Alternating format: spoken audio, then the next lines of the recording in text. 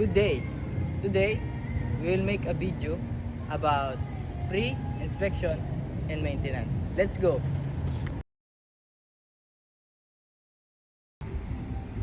What is blow baguettes and why is it important? Blow baguettes, it stands for B, battery.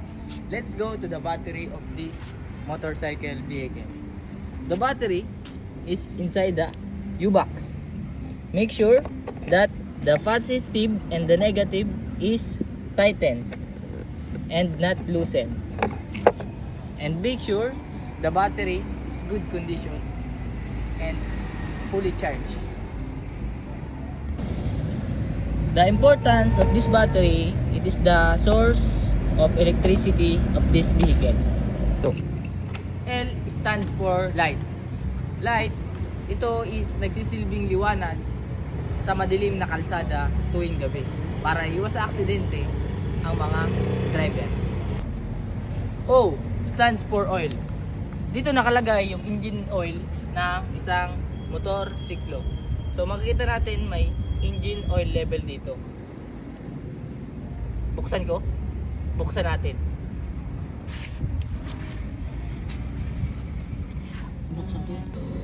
Ito ang tinatawag na dipstick. At nakikita natin nasa tamang level na yung kanyang langis. So, pag sumobra dito sa guhit na to, ibig sabihin marami yung laman ng langis. Pag kulang naman is kailangan itong dagdagan. So, kailangan nandito lang sa tamang level. W stands for water. So, dito nakalagay yung water nya o yung liquid cooled o yung radiator nya. Ang ibig sabihin nito at ang halaga nito sa ating motorsiklo is para mapalamig yung kanyang makina at iwas sa overheat. So ito, nandito, pakita mo partner. Yan. Yan yung coolant nya, yung water ng motorsiklo.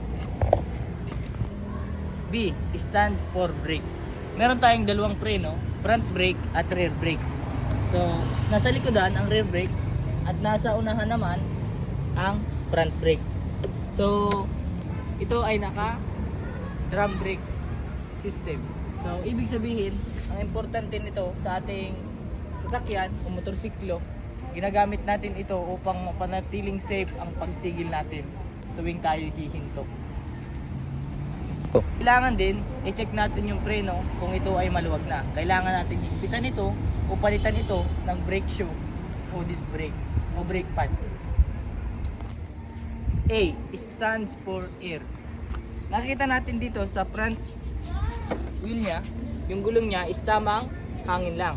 So hindi kailangan natin ng mataas na hangin o mababang hangin. Kailangan nasa normal lang na PSI o pounds per square inch.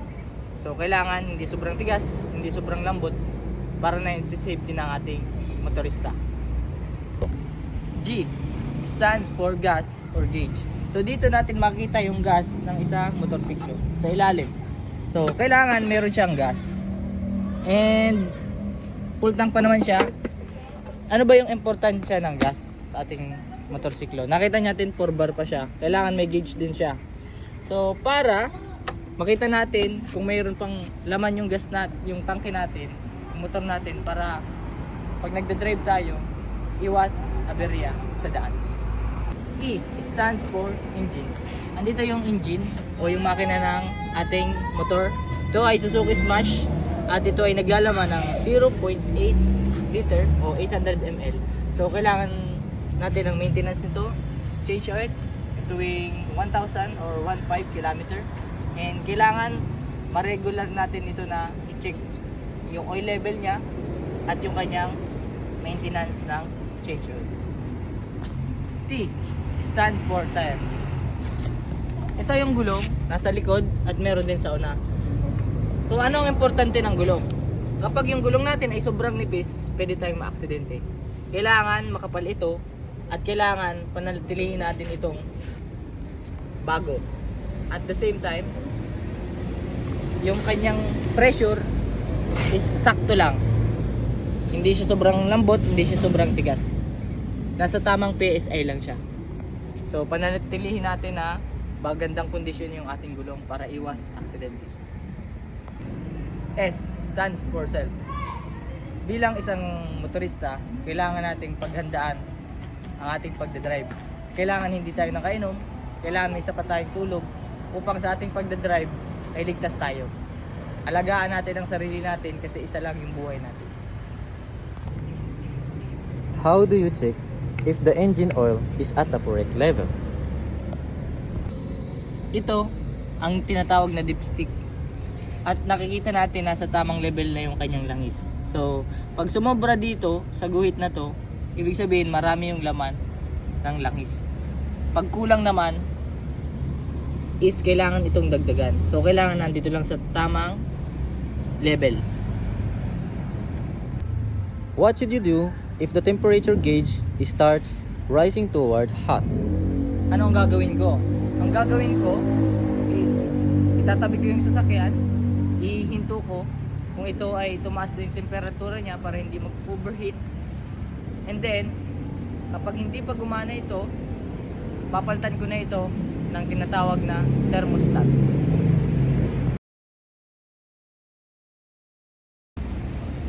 What is the 3 seconds rule?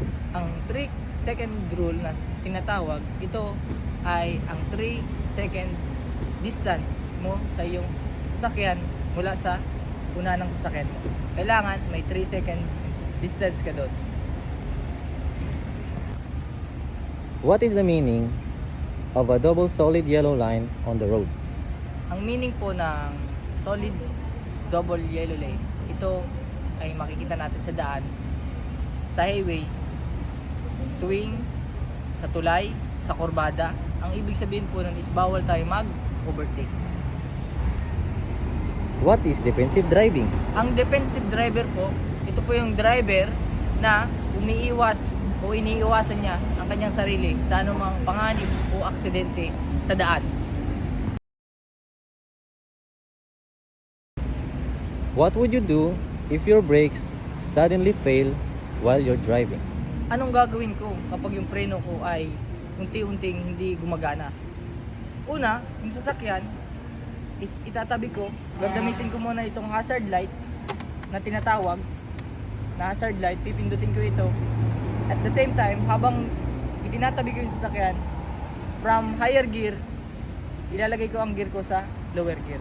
From 5th, 4th, 3rd, 2nd hanggang mag-first at hanggang mag-slow down yung sasakyan. How do you handle a tire blowout? Ano ang gagawin ko kapag sumabog o nasabugan ako ng gulong sa unahan o sa uliman? Ang gagawin ko, straight ko yung kamay ko, ihigpitan ang hawak nito at daan-daan sa unahan lang punta yung sasakyan at dahan-dahan itong ipreno. Huwag agad itong biglang preno kasi pwede itong magdulot sa atin ng aksidente.